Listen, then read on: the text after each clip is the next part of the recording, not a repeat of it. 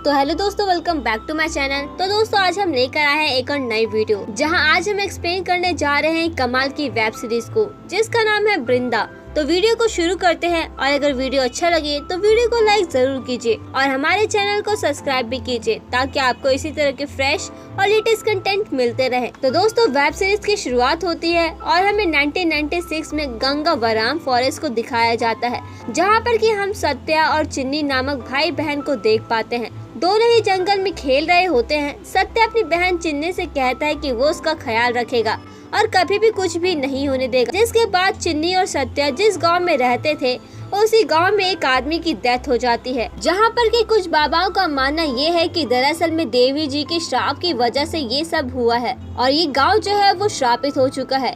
इसलिए देवी जी को यहाँ पर बलि चाहिए, तभी ये गांव श्राप से मुक्त हो सकेगा।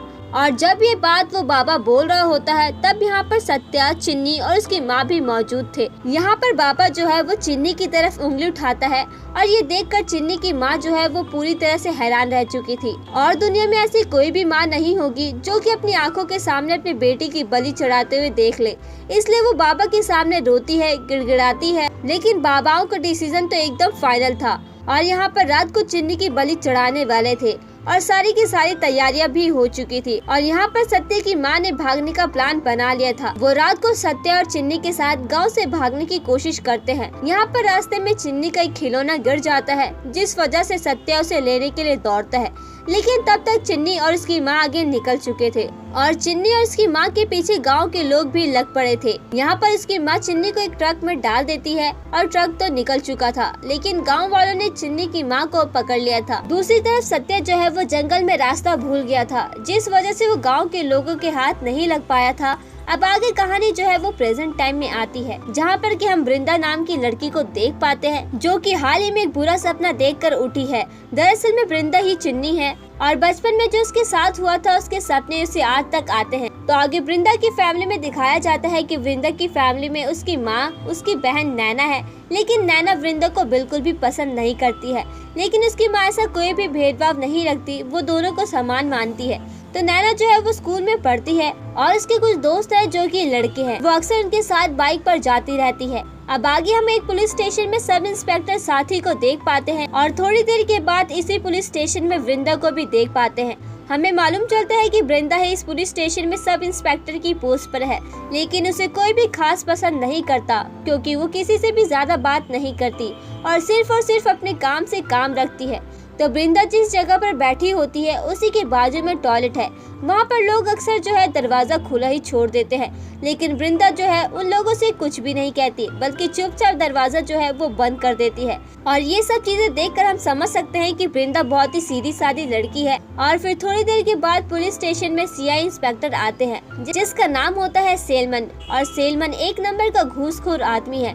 उसे इन्वेस्टिगेशन और कामकाज से ज्यादा कोई मतलब नहीं है। वही सब इंस्पेक्टर सारथी जो है वो ईमानदार तो है, लेकिन सेलमन के साथ रहते ही वो भी ऐसा बनता जा रहा है। लेकिन सेलमन का वृंदा पर कोई भी फर्क नहीं पड़ता है, वो तो अपने काम से काम रखती है। हालांकि वृंदा जो है वो नए पुलिस स्टेशन में अपॉइंट हुई है और उसे यहाँ पर एक लाश दिखाई पड़ती है जो कि पानी के अंदर तैर रही होती है। वो तुरंत ही पुलिस वालों को बताता है कि पुलिस वाले तुरंत ही यहाँ पर पहुँचते हैं। और यहाँ पर सेलमन को ऐसा लगता है कि जिस आदमी की जान गई है उसने यहाँ पर सुसाइड किया होगा। और यहाँ पर कुछ फॉरेंसिक डिपार्टमेंट के कुछ डॉक्टर भी आ चुके थे और वो सेलमन से कहते हैं कि इस आदमी को मरे हुए लगभग 10 दिन से भी ज्यादा हो चुके हैं। और यहाँ पर कुछ मीडिया वाले भी थे और उन्हें रोकने का काम जो है वो वृंदा को दिया गया था। वृंदा यहाँ पर इस डेड बॉडी को देखती है तो उसे मालूम चलता है कि इसने सुसाइड नहीं किया, बल्कि इसका मर्डर किया गया है। जिस तरह से उसने घाव को देखा था, वृंदा समझ चुकी थी कि ये एक मर्डर है। अब रात को जब सारे पुलिस वाले खड़े होकर बात कर रहे होते हैं, तभी यहाँ पर वृंदा जो है वो आती है और वो सारे पुलिस वालों से कहते हैं कि ये सुसाइड नहीं बल्कि मर्डर है, क्योंकि उसने उस इंसान के शरीर पर कुछ घाव देखे थे। तो अब बॉडी जो है वो फोरेंसिक वालों के पास पहुंच जाती है, जहां पर कि डॉक्टर सेलमन को बताता है कि सुसाइड नहीं बल्कि मर्डर है। और डॉक्टर उन्हें ये भी बताता है कि उसके शरीर पर एक जगह पर 16 बार वार किया गया है, जबकि एक बार में इसका काम हो गया था। लेकिन सोचिए 16 बार वार किया गया है। पहला वार पीठ पर किया गया था और इसके 22 घंटे बाद 16 वार उसकी छाती पर किए गए थे। बाद में इसकी बॉडी को बोरे में भरकर तालाब में फेंक दिया गया था। बोरे को चूहे ने कतर दिया, इसलिए बॉडी जो है वो तालाब में तैर रही थी। तो अब उस आदमी के बारे में पता करने के लिए 1 महीने पुराने के सारे मिसिंग केसेस को निकाला जाता है और उस आदमी के बारे में पता किया जाता है कि आखिर वो कौन है। इसी बीच सारथी जो है वो वृंदा के पास आता है और वो बताता है कि तुमने एकदम सच कहा था कि वो सुसाइड नहीं बल्कि एक मर्डर है और आप चाहें तो हमें ज्वाइन कर सकती है। जिस पर कि वृंदा जो है वो ज्वाइन कर लेती है और उस आदमी के बारे में पता करने की कोशिश करने लगती है। तो वृंदा उससे कहती है कि पोस्टमार्टम की जो रिपोर्ट है वो मुझे दे दो, मैं घर पे ले जाके उसे अच्छे से पढ़ लूंगी। जिस पर कि सारथी भी मान जाता है और वो रिपोर्ट को दे देता है। तो यहाँ पर वृंदा जो है वो रात भर उस रिपोर्ट को ठीक से पढ़ती है और उसे बारीकी से समझने की कोशिश भी करती है। जिसके बाद अगले दिन वो सारथी के पास आती है और वो उससे कहते हैं कि सारे मिसिंग केसेस को निकालने की जरूरत नहीं है, बल्कि रेलवे या फिर कोयल माइंस जो है वो काम करने वाले गायब हुए लोगों को ढूंढो, क्योंकि उनके नाखून में थोड़ा सा कोयला दिखा है और वो रिपोर्ट पे भी मेंशन हुआ है। जिसके बाद सारथी और वृंदा मिलकर इसके बारे में पता करना शुरू कर देते हैं और फाइनली उन्हें इनके घर वाले भी मिल जाते हैं। मालूम चलता है कि इस आदमी का नाम तिलक है, जो कि काफी सज्जन टाइप का आदमी है और काफी सीधा साधा भी है। तो वो किसी से भी मारपीट करने की कोशिश कर भी नहीं सकता, बल्कि सोच भी नहीं सकता। तभी यहाँ पर सेलमैन आ जाता है और वो सारथी से कहते हैं कि इसके घर वाले मिल चुके हैं, तो अब इस केस को क्लोज कर दो, क्योंकि सेलमैन का मानना यही है कि इस केस को क्लोज हो जाना चाहिए। लेकिन वृंदा इस केस को क्लोज करने से बिल्कुल मना कर देती है, क्योंकि इन्वेस्टिगेशन घर वालों को ढूंढने के लिए नहीं बल्कि किलर को ढूंढने के लिए किया जाना चाहिए। अब रात होते ही वृंदा निकलती है उस स्टॉप को ढूंढने में जहाँ पर किस डेड बॉडी को फेंका गया था और उसे इस जगह पर एक पक्षी का पंख मिलता है और इस पक्षी के बाद में यहाँ पर वृंदा जो है वो चेक करना शुरू कर देती है और आखिर में हम उस किलर को देख पाते हैं जिसने मर्डर किया था। और यहाँ पर वो ढेर सारा खाना लेकर आता है और वो यहाँ पर खुद भी खाता है और अपने उस पक्षी को भी खिलाता है जिसका पंख हाल ही में वृंदा को मिला है। और यहाँ पे हमें एक बात और मालूम चलती है कि इस आदमी के पास चिन्नी का वो खिलौना भी है जो कि उस दिन जंगल में गिर गया था। और यहाँ पे हमें मालूम चलता है कि ये और कोई नहीं बल्कि सत्या है, जिसकी बहन चिन्नी है, जो कि अब वृंदा है। जिसके बाद फ्लैशबैक में उसी गांव का सीन दिखाया जाता है जहां पर कि गांव वालों ने चिन्नी की मां को पकड़ लिया था। यहाँ पर उन बाबाओं का कहना ये था कि इस औरत ने चिन्नी की बलि को रोका, जिस वजह से इस औरत को भी जान देनी पड़ेगी। जिसके बाद वो गाँव की एक दूसरी लड़की को लाते हैं और उस लड़की की बलि चढ़ा देते हैं। साथ ही में यहाँ पर बाबाओं ने चिन्नी की माँ को भी मार दिया था। तब यहाँ पर दौड़ता हुआ सत्य आता है और वो यहाँ पर गांव की एक लड़की को जलता हुआ देखता है और अपनी माँ को मरा हुआ देखता है, जिससे कि उसे ऐसा लगता है कि चिन्नी भी मारी गई है। जिसके बाद उसे बहुत ही ज्यादा गुस्सा आता है, जिस वजह से वो यहाँ के सारे मंदिर को भी जला देता है। लेकिन भूख पूरी तरह से नहीं मिटी थी, इसलिए वो गुस्से में आके पूरे गांव को जला डालता है। जिसके बाद कहानी प्रेजेंट टाइम में आती है जहाँ पर कि हम सारथी की वाइफ रेखा को देख पाते हैं। दोनों एक दूसरे से बहुत ज्यादा प्यार करते थे, लेकिन उन्हें कोई भी बच्चा नहीं था। जिसके बाद सारथी जो है वो फिर से पुलिस स्टेशन में आ जाता है, जबकि सेलमैन ने कहा था कि इस केस को बंद कर दिया जाए। लेकिन यहाँ पर वृंदा जो थी वो कहाँ मानने वाली थी, वो तो इन्वेस्टिगेशन करने में लगी हुई थी। तो वृंदा यहाँ पर फिर से एक बुरा सपना देखकर उठती है और वो अपने बचपन का सीन याद करती है, जहाँ पर कि हम इंस्पेक्टर रखू को देख पाते हैं, जिसे वृंदा जो है वो मतलब की चिन्नी जो है वो एक ट्रक में मिली थी, जहाँ पर कि रखू सर ने उसे बचा कर लेकर आए थे और उसे अपनी बेटी के रूप में स्वीकार किया था। अब यहाँ पर सारथी और वृंदा जब चाय पी रहे होते हैं, सारथी वृंदा मैडम से कहता है कि आप बहुत ही सीधी और ईमानदार हैं, लेकिन सेलमैन सर जो है वो बिल्कुल इसके अपोजिट है। तभी वृंदा की नजर पड़ती है एक चाय बेचने वाले आदमी पर, जो कि बिना देखे चाय के गिलास को बाल्टी में फेंक रहा होता है। ये देखकर वृंदा को याद आ जाता है कि वो तुरंत ही सारथी को बताती है कि जिस किलर ने मर्डर किया है उसने एक ही जगह पर 16 बार वार किया है, मतलब कि उसने ये मर्डर पहली बार नहीं किया है, वो तो प्रोफेशनल है। इसलिए यहाँ पर वृंदा जो है वो इस केस के बारे में पता करने लगती है कि इससे रिलेटेड और भी केस होंगे जो कि आए होंगे। तो यहाँ पर वृंदा जो है वो पता करना शुरू कर देती है। तो आपको ऐसा लग रहा होगा कि यहाँ पर वृंदा जो है वो इस केस को पर्सनली ले रही है, जबकि ऐसा नहीं है, क्योंकि वृंदा अपने काम को इसी ढंग से करती है। जिसके बाद जब वो पुलिस स्टेशन पहुँचती है तो उसे सेलमैन दिखाई पड़ता है। सेलमैन उसे कहता है कि मैंने इस केस को बंद करने के लिए कहा था, लेकिन वृंदा ने उसकी बात को नहीं मानी थी। वृंदा उसे कहते हैं कि मुझे एक लीड मिली है, लेकिन यहाँ पर सेलमैन उसे चिल्लाते हुए कहता है कि ये केस बंद करना होगा। जिसके बाद सेलमैन टॉयलेट जाता है, तो यहाँ पर वृंदा गुस्से में टॉयलेट का दरवाजा बंद कर देती है। थोड़ी देर के बाद जब सेलमैन बाहर आता है तो वृंदा से कुछ भी नहीं कहता, लेकिन वो तो सबक सिखा के रहेगा। अब रात को जॉगिंग करते वक्त यहाँ पर वृंदा को एक आइसक्रीम वाला दिखाई पड़ता है, जो कि पूरी तरह से टकला था और उसे ये देखकर वृंदा को यहाँ पर कुछ याद आता है और वो तुरंत ही अपने घर पर जाती है और उसने जो कुछ भी इन्वेस्टिगेशन की थी उसके द्वारा उसे मालूम चलता है कि किलर ने 3 आदमियों को इसी तरह से मारा था। दरअसल में सबसे पहले किलर उन आदमियों को टकला करता है और फिर वो किलर एक ही जगह पर बार बार वार करके इन्हें बेरहमी से मार देता है। और यहाँ पे एक बात मालूम चलती है कि ये दरअसल में एक सीरियल किलर का मामला है। तब ये बात जो है वो सेलमन को बताते हैं और सेलमन तुरंत ही एसीपी के पास पहुंचता है। जो भी एविडेंस मिले थे उसके द्वारा उन्हें मालूम चलता है कि ये एक सीरियल किलर का मामला है। अब क्योंकि ये बहुत बड़ा केस बन चुका था इसलिए यहाँ पर एसीपी इस केस को एसआईटी के पास सौंप देते हैं। सेलमन यहाँ पर एसीपी से ये भी कहता है कि इस केस में सारथी ने भी बहुत सारी मदद की है और उसे भी इस टीम में ज्वाइन करवा दिया जाता है, जबकि दोनों ने ही कुछ काम नहीं किया था, जबकि सब कुछ वृंदा ने किया था। इसके बावजूद इसे एसआईटी में ज्वाइन नहीं किया गया। ये बात वृंदा को मालूम चलती है तो उसे कोई भी फर्क नहीं पड़ता, पर उसे बुरा जरूर लगता है। भाई सारथी को प्रमोशन चाहिए था इसलिए वो चुप था। जिसके बाद हम सत्या को देख पाते हैं जो कि रात को एक आदमी की मदद लेता है और मदद लेने के बहाने यहाँ पर सत्या जो है वो उस आदमी को रोड पर बुरी तरह से मारकर इंजर्ड कर देता है। उस आदमी का नाम अब्दुल होता है और अब्दुल को सत्या जो है वो एक खुफिया जगह पर रस्से से बांध देता है और वो उसे कहता है कि मुझे तेरी बस चाहिए। दरअसल में अब्दुल जो है वो एक बस ड्राइवर होता है। यहाँ पर सत्या उसे मारने से पहले उसका मुंडन करता है, जिसके बाद वो उसके फेस पर एक मास्क पहनाता है। फिर वो तुरंत उसकी छाती पर कई बार वार करके उसको बेरहमी से मार डालता है और वहीं थोड़ी देर के बाद उन पक्षियों को बुलाता है और उसके पक्षियों ने जिस तरह से तिलक को खाया था उसे भी खाना शुरू कर देते हैं। अब्दुल की बॉडी पर भी कई जगह पर निशान बना दिए गए थे। वहाँ दूसरी तरफ सारथी जो है वो एसीपी के पास पहुँचता है और वो उन्हें सब कुछ सच बता देता है और वो उनसे कहता है कि सेलमन सर ने कुछ भी नहीं किया है। इस केस पर सिर्फ और सिर्फ वृंदा ने काम किया है और उसी ने इस केस के बारे में सब कुछ पता किया है। जिसके बाद एसीपी सर सेलमन के पास कॉल करते हैं और उससे उन 3 विक्टिम के बारे में पूछने लगते हैं, लेकिन सेलमन को तो कुछ भी पता नहीं होता है क्योंकि उस केस के बारे में सिर्फ और सिर्फ वृंदा को पता था। इसलिए उसे केस से निकाल दिया जाता है और वृंदा को इस केस पर रख लिया जाता है। साथ ही तुरंत ही वृंदा के पास कॉल करके ये खबर बताता है तो एसीपी ने एसआईटी की एक बहुत अच्छी टीम बनाई थी जिसमें वो सभी लोग इस केस को सॉल्व करने वाले थे। बहुत सारे इन्वेस्टिगेशन के बाद उन्हें पता चलता है कि ऐसा दरअसल में 9 सालों में 11 बार हो चुका है और इसी तरह से मारा जा चुका है। जिसके बाद वृंदा और उसकी टीम जो है वो विक्टिम के परिवार से मिलते हैं, जहाँ पर कि उन्हें मालूम चलता है कि जो विक्टिम है वो एकदम सीधे साधे हैं और उनका किसी से भी लिंक नहीं है और विक्टिम के परिवार वालों को भी किसी पर शक नहीं है, तो उन्हें भी किलर के बारे में शक नहीं है, तो उन्हें भी किलर के बारे में कुछ भी नहीं पता और इसी तरह से उनको भी कोई लीड नजर नहीं आ रही थी। जिसके बाद हम सत्या को देख पाते हैं जो कि अब्दुल की बॉडी को एक बोरे में भरकर एक लेक के बाजू में ले जाता है और जाकर वो उस बोरे को फेंक देता है और एक डंडे की मदद से वो उसको बीच में कर देता है।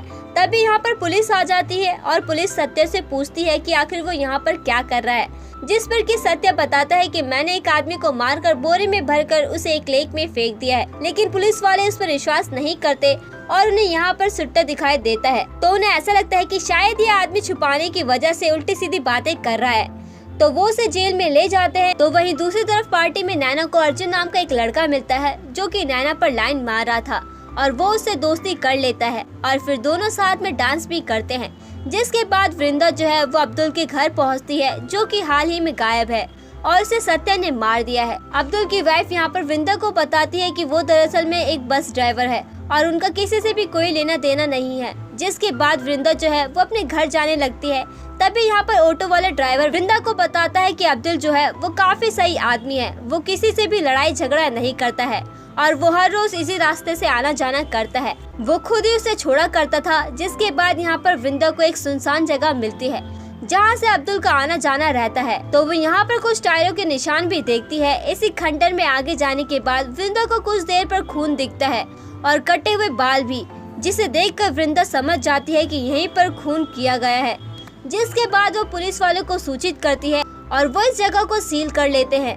तब सारे पुलिस वाले मिलकर सारे एविडेंस जो है वो कलेक्ट करने में लग जाते हैं और तभी यहाँ पर वृंदा को एटीएम की एक स्लिप दिखाई देती है। इस स्लिप पर आनंद नाम के एक आदमी का नाम लिखा हुआ था। ये देखकर वृंदा को उस आदमी पर शक हो रहा था, इसलिए वृंदा एक एसीपी सर से कहती है कि हमें आनंद से पूछताछ करनी चाहिए, लेकिन ये सीरियल मर्डर का केस है इसलिए एसीपी मान जाते हैं। दूसरी तरफ पुलिस वाले ने सत्य को पकड़ रखा था। सत्य से वो लोग नाम पूछते हैं, लेकिन यहाँ पर वो कुछ भी नहीं बताता। तो यहाँ पर पुलिस वाले इसका नाम जो है वो अलेक्जेंडर रख देते हैं। जिसके बाद हम आनंद नाम के एक आदमी को देख पाते हैं जो कि कॉलेज में लेक्चरर है और वो काफी ज्यादा भला इंसान है और यहाँ पर वो अपने पिता से बहुत ज्यादा प्यार करता है। वो अक्सर व्हील चेयर पर ही रहते हैं और उनकी तबीयत भी अक्सर खराब रहती है। यहाँ पर वृंदा और सारथी आ चुके थे। यहाँ पर वो आनंद से कहते हैं कि हमें आपसे कुछ पूछताछ करनी है, तो वो उन्हें पुलिस स्टेशन ले जाना चाहते हैं। जहाँ पर कि सारथी उससे पूछता है कि 15 तारीख की रात को आप कहाँ पर गए थे और आपने एटीएम से कितना पैसा निकाला था। जिस पर कि आनंद उन्हें बताता है कि वो हॉस्पिटल गया था और उसी की वजह से उसने पैसे जो है वो एटीएम से निकाले थे। लेकिन पुलिस वाले को ये जानना था कि आखिर आपने एटीएम से किस जगह से पैसे निकाले थे, उसकी 80 किलोमीटर दूर ये स्लिप कैसे पहुंची। ये बात सुनकर तो आनंद को गुस्सा आ जाता है और वो उनसे कहता है कि आप बेबुनियाद सवाल पूछ रहे हैं, मेरे जैसे सीधे साधे इंसान को आप फंसाना चाहते हैं। जाते जाते वृंदा उसे कुछ फोटो दिखाते हुए पूछती है कि क्या आपने इन लोगों को देखा है, लेकिन आनंद यहाँ पर गुस्से में बड़बड़ाता हुआ निकल जाता है। तो यहाँ पर आनंद के जाने के बाद वृंदा जो है वो सारथी से कहते हैं कि हमें आनंद को अभी भी जाने देना नहीं चाहिए था। मुझे अभी भी उससे पूछताछ करनी थी क्योंकि हमारे पास कोई भी सॉलिड लीड नहीं है और यही एकलौती लीड है। तो यहाँ पर सारथी जो है वो उसकी बात नहीं मानता, इसलिए यहाँ पर वृंदा जो है वो अकेले ही उसका पीछा करने लगती है। वो जहाँ जहाँ जाता है वृंदा उसके पीछे पीछे जाकर उसके बारे में पता करने लगती है। एक दिन वृंदा को पता चल गया कि नैना जो है वो कार में एक लड़के के साथ घूम रही थी। तो उसने ये बात अपनी माँ को बताई तो उसकी माँ ने नैना के ऊपर बहुत चिल्लाई और यहाँ पर नैना उससे कहती है कि वो बहुत ज्यादा हेट करती है।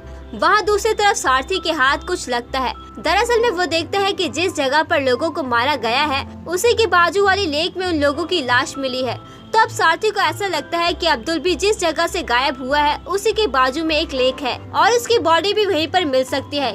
यहाँ पर दूसरी तरफ वृंदा जो है वो आनंद का कई दिनों से पीछा कर रही थी, लेकिन वो अभी तक कुछ ज्यादा नहीं जान पाई थी, इसलिए वो आनंद से कुछ बात करना चाहती थी। तब आनंद कहता है कि वो कॉलेज जा रहा है, साथ चलो और जान लो कि मैं कैसा हूँ, और उससे वो बात करने लगती है। और यहाँ पर आनंद जो है वो अपने बैकग्राउंड के बारे में बताने लगता है। वो अपनी फैमिली के बारे में बताता है सब कुछ और साथ में वो ये भी बताता है कि वो भगवान में बिलीव नहीं करता। दूसरी तरफ सारथी अपनी टीम के साथ लेक के पास पहुंचता है और वहां पर जाकर बॉडी को चेक करने लगते हैं। यहाँ पर दूसरी तरफ जिस जेल में सत्य को रखा गया था उसमें सत्य के पास जो चीजें थी वो पुलिस वाले चेक करने लगते हैं। तब यहाँ पर उसके सामान में चिन्नी का वो खिलौना लग जाता है। ये देखकर तो यहाँ पर सत्य जो है वो भड़क जाता है और ये देखकर इंस्पेक्टर भी पूरी तरह से खामोश हो जाते हैं और वो सत्य को चिन्नी का खिलौना देकर यहाँ से भगा देते हैं। अब आगे यहाँ पर हम देखते हैं कि आनंद जो है वो अपने स्टूडेंट को काफी प्यार से पढ़ा रहा होता है और दूर से ये सारी चीजें वृंदा भी देख रही होती है। कहीं ना कहीं वो समझ चुकी थी कि आनंद जो है वो काफी अच्छा आदमी है